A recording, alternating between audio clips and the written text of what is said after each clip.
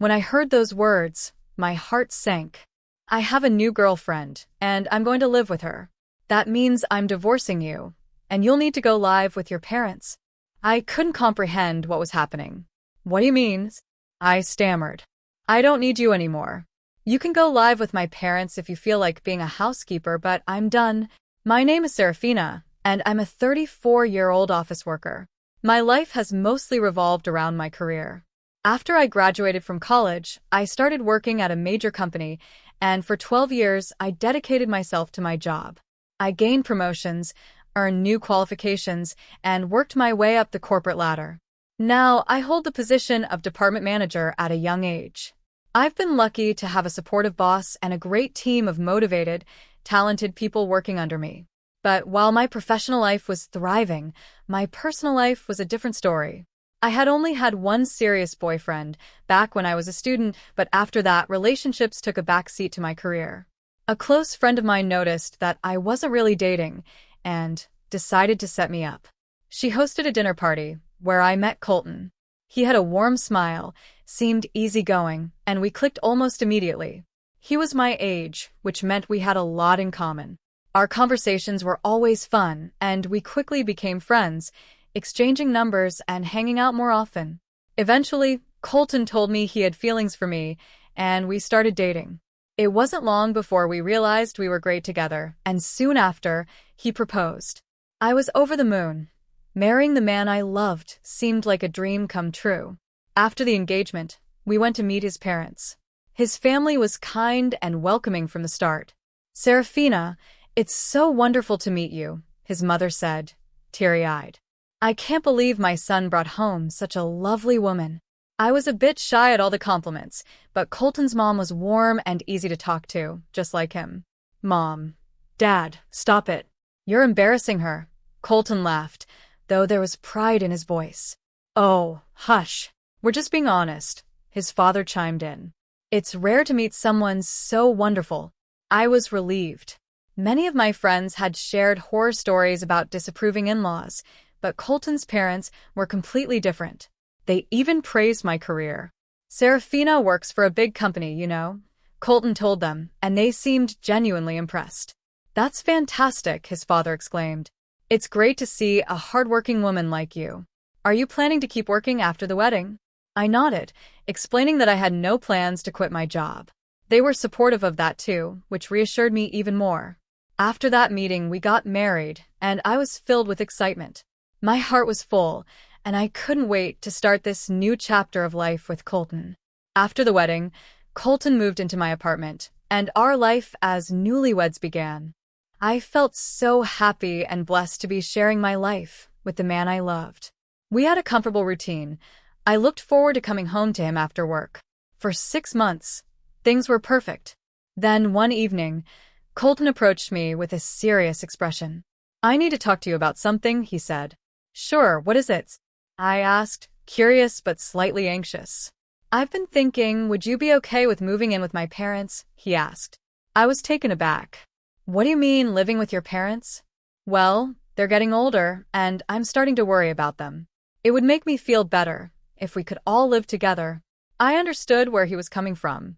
My own parents were around the same age, but my brother and his family were already living with them, so I didn't have to worry about their care. Colton, on the other hand, was an only child. I could see why he was concerned. "So, we'd be living with your parents?" I asked, seeking clarity. "Yes," he said, "but I was thinking of renovating their house. We could turn it into a two-family home." "A two-family home?" "Yeah," he explained. "It would be much more affordable than buying a new house. That way, we'd still have our privacy, but we'd also be nearby to help them when they need it." I thought about it for a moment. The idea did make sense. Colton's parents were kind people, and if the house was set up to give us our own space, it wouldn't be so bad. I decided it was worth considering. "Okay," I agreed. "That could work." Colton's face lit up with happiness. "Thank you so much. My parents will be thrilled." Not long after, we invited his parents over to discuss the plans, and they were incredibly grateful. They were excited about the renovation and couldn't stop thanking me for agreeing. I felt good about the decision. It seemed like everything was falling into place. But then, during one of our discussions about the renovation, Colton dropped a bombshell. "Actually, I need to ask you for a favor," he said, looking hesitant. "Sure, what is it? Could you pay for the renovations?" I was shocked. What? "You mean the whole cost?" He nodded. "Yes, the full amount." "Why?" I asked, confused. Colton looked down, clearly uncomfortable. "We're in debt, quite a bit of debt, actually." My heart sank. I couldn't believe what I was hearing. "How much debt?" "About $300,000, he confessed. I stared at him in disbelief. I had no idea they were in such a huge financial hole. Neither Colton nor his parents had ever mentioned this before. Not while we were dating, not when we got married. I was completely taken aback when I found out how much money my in-laws owed. Without thinking, I shouted in disbelief. "How did it get this bad?" I asked, stunned by the huge debt. My husband sighed, looking ashamed. "At first, it wasn't that much, but it kept growing. We tried paying it off, but it just got worse. My parents are already living off their pensions, and I don't make enough to help. The debt has spiraled out of control." I couldn't hide my shock. I had no idea about the financial burden my in-laws were carrying, and it left me speechless. "So, you're asking me to help pay off their debt?" I asked, trying to process everything. "They can't afford it anymore, and my salary is too low," he admitted. "But don't worry, the house renovation is still a priority, and we can go ahead as planned." I stared at him in disbelief. "You want me to cover the renovation and pay off your parents' debt? That's more than $250,000. My head was spinning from the overwhelming request. "I know it's a lot to ask," Colton said, his eyes pleading, "but I love you, and I want to take care of you and my parents. I'm sorry I'm asking for so much, but if you really love me, could you help? I'll repay you little by little, I promise." I felt cornered and distressed. I knew my husband loved me, and I wanted to support him, but this was a huge commitment. Yet, blinded by my love and trusting his promises, I finally agreed. "Okay, I'll help," I said, though part of me wasn't sure if this was the right decision. Colton's face lit up with relief. "Thank you so much." He shook my hand enthusiastically, almost as if I had just saved his life. Later, he told his parents about my decision, and they came over to thank me. His mother was so emotional, she even cried tears of joy. "I don't know how to thank you," she said. "You've saved us from such a burden." I felt obligated to help them and was determined to do my best. Although I had some savings, I was hesitant to use all of it at once. I decided to put $60,000 from my savings toward their debt and arranged to pay the rest in installments. My in-laws agreed to the plan and were grateful for whatever I could manage. "Why don't we set it up so that I can transfer the money directly to the repayment account?" I suggested, concerned about the complexity of transferring large sums to my in-laws' personal account first. "We're not good with managing money," Colton admitted. "It might be safer if you handle it directly." It made sense to me. The last thing I wanted was for the money to get lost in the process or delayed, so I agreed. With everything settled, my in-laws looked visibly relieved. "Now we don't have to worry about the debt collectors knocking on our door every month," Colton's dad said with a sigh of relief. "You should thank Serafina properly," Colton reminded them. "We've already thanked her so much," his mother replied. "We can't say it enough. We're so lucky to have her." Although I was happy to see my in-laws relieved, I couldn't shake the slight discomfort growing inside me. The way they praised me, I started to feel more like a bank than a family member. But I pushed those thoughts aside, telling myself that I was helping the people I loved. With the payments underway, we began the renovations, and soon our two-family home was complete. It was beautiful, spacious, and provided the privacy we needed while keeping Colton's parents close by. They were thrilled with the new house, and Colton was beaming with pride. I, too, enjoyed the changes, especially the upgraded kitchen that made cooking so much easier. Plus, living closer to work meant my commute was shorter, giving me extra time each day. However, something began to bother me. Despite his earlier promises, Colton didn't contribute a single cent toward paying off the debt. Every time I brought it up, he would dodge the topic, saying his salary wasn't enough. When I asked him to show me his pay stubs, he refused, making me even more suspicious. For the next year, I worked hard to pay off as much of the debt as possible, handling the financial burden almost entirely on my own. One day, my in-laws asked how much I had left to repay. "It's been a year now, right? You must have made a good dent in it." "Yes," I replied. "I've managed to pay back about $60,000 so far. There's roughly $180,000 left." Their eyes widened in surprise. "You've paid that much already?" Colton's mother asked, clearly impressed. "That's incredible, Serafina. At this rate, you'll have the whole thing paid off in no time." I smiled, though part of me felt uneasy. I was glad my hard work was paying off, but the weight of the responsibility felt heavier with each passing month. Still, seeing how happy my in-laws were gave me a sense of satisfaction. It was exhausting, but I was willing to do whatever it took to support Colton and his family. Then one evening, something unexpected happened. I was supposed to work late that night, so I had told Colton not to wait up for me. But as luck would have it, the workload was lighter than expected, and my team finished early. Happy with the extra free time, I decided to surprise Colton by coming home earlier than planned. What I didn't expect was the surprise that was waiting for me. I had planned to surprise my husband with dinner that evening, but as soon as I opened the front door, I saw my in-law's shoes. I paused, thinking, "Oh, my mother-in-law and father-in-law must be here." I figured they had stopped by for something, so I walked toward the living room. That's when I overheard them talking with my husband. "You really hit the jackpot marrying her, didn't you, Colton?" His mother's voice rang out. Colton responded with a chuckle. "Yeah, I can't believe I managed to get a woman with that kind of money.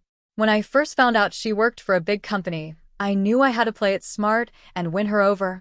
His mother laughed softly. "Well, you did a great job. You should be grateful, Colton." "Oh, come on, Mom.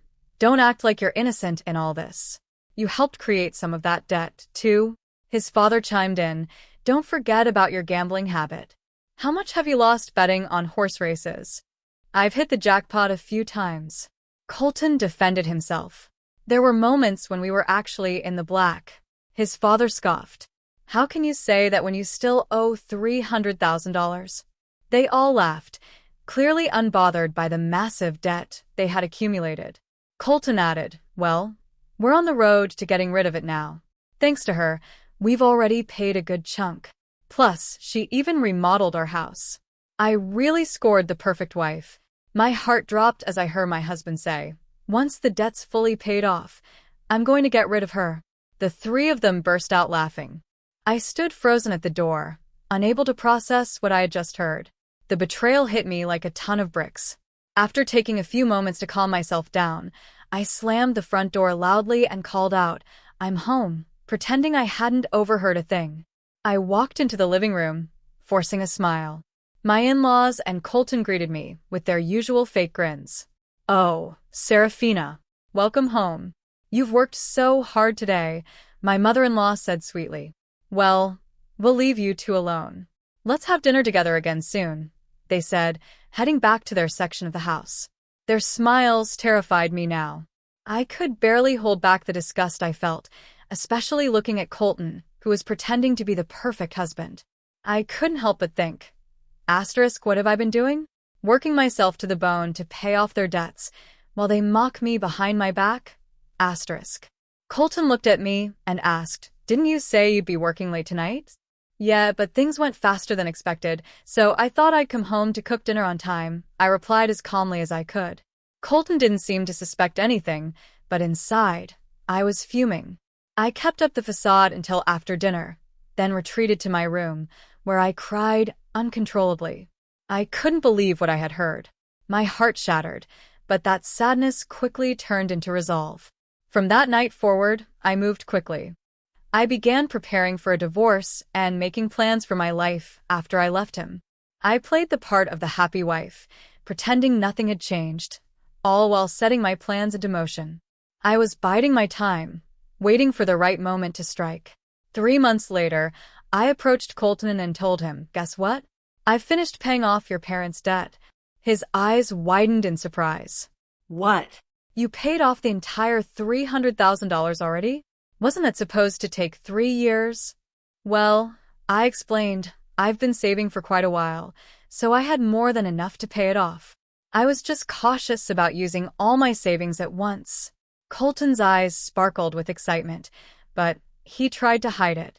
Wow, Serafina, thank you. My parents are going to be so thrilled. He glanced down at the bank book I showed him, clearly impressed. You really did it, $180,000 all at once. I watched as he pretended to be overcome with emotion, wiping fake tears from his face. Thank you so much, he said, his voice trembling with fake gratitude. Soon after, my in-laws came by to thank me as well. We can't thank you enough, Serafina. You're like a blessing from above, his mother said, acting as though I had saved them from ruin. If I had known the truth, I might have been moved by their words. But I knew what they were really like, and my feelings were far from kindness. I was playing my part perfectly, waiting for the moment to unveil my plan. A few days later, Colton came to me with a serious expression. Serafina, we need to talk, he said. I acted as though I had no idea what was coming. Sure, what's wrong? I have something to confess, he began, looking troubled. I've met someone new, and I'm going to live with her. I want a divorce. Feigning shock, I gasped, What? What are you talking about? I'm moving on, he said bluntly. I don't need you anymore. You can go live with my parents if you want. You're no longer part of my life. I was stunned by how easily he discarded me, but I played along, pretending to be confused. I don't understand, I said softly. You're just not getting it, are you? I'm done with you. I don't need you to be my wife anymore, but if you want to stay, you can live here as the housekeeper or pay the bills. He smirked. Just then, his parents walked in, and his father grinned. So, you finally told her, huh? Colton nodded, clearly enjoying the moment. Yeah, I told her everything. His mother chimed in. Well, if you're willing to do the chores, you can stay here. Of course, you'll still have to pay rent. The three of them laughed, as though my life was some joke to them. But instead of crumbling, I looked at them with a cold, determined gaze. Actually, I said, all of you need to leave. Their laughter faded, and they stared at me in disbelief. What are you talking about? When I calmly told them that I could easily pay for the renovation myself and reminded them that the house was now in my name, I saw the color drain from their faces. They were speechless as they realized the truth. Because the title was in my name, I had full control. I could decide who lived here and who didn't. My in-laws went pale as they finally remembered that crucial detail. I'm sorry, but you won't be living here anymore, I said coldly. Once we get divorced, you'll all be strangers to me. The reality of the situation hit them like a ton of bricks, but my husband, not wanting to back down, shot back, but you took over our debt and paid it off. You're the one losing money here. If we had no debt, we could have gotten a new place to live. His arrogance infuriated me, but I kept my composure. Actually, that's not quite true, I replied. What do you mean? My husband asked, confused. I saw the money missing from your bank account. I explained that was just money I moved to a separate account. The $180,000 debt is still there. The debt collectors haven't come around recently because I've been paying large chunks over time, but the remaining balance is still due. My husband and in-laws were dumbfounded. Their plan had backfired, and they now had to face the reality of paying off the remaining debt themselves. Then I hit them with the final blow. Colton, I said, turning to my husband, since you confessed to having an affair, I'll be filing for divorce and demanding alimony. I'll also be charging your mistress for her role in this.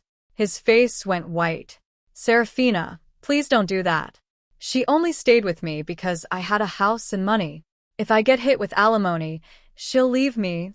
I stared at him coldly. I don't care. That's your problem now. He panicked, and my in-laws were just as desperate. They begged me to reconsider, but I had no more sympathy left for any of them. I'm done with all of you, I said firmly. I've already put this house on the market, and my lawyer will be in touch about the $60,000 I paid on your behalf. My in-laws froze in place, realizing they had lost everything. I followed through with my plan, filing for divorce and demanding alimony from both my husband and his mistress. I also demanded $60,000 from my in-laws to recover the money I had paid for them. In the end, the house sold for around $200,000, which worked out better than I expected. It was in a good location, and a family looking for a duplex snapped it up quickly. After paying off the remaining $320,000, $120,000 of debt, and $200,000 for the renovation, I walked away with $80,000 in profit. On top of that, I received alimony from both my ex-husband and his affair partner, putting me in a strong financial position. And to add to the victory, I was able to get a small settlement of $60,000 from my ex-in-laws, who were left in debt and without a home. The tables had turned completely, and I came out on top. Reflecting on it all, I realized that I was the biggest winner in this situation. After being deceived and mistreated by people I trusted, I fought back and regained control of my life. In a way, it was justice for the damage they caused me, both emotionally and financially. They had tried to exploit me, but in the end, it was they who lost everything. The truth is, I had been preparing for this outcome all along. I had saved money over the years, made smart investments, and built up a safety net for myself.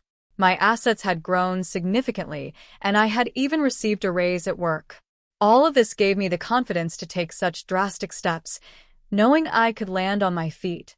Now, my former in-laws are back where they started, buried in debt, without a home to call their own. Honestly, I think they deserved every bit of it.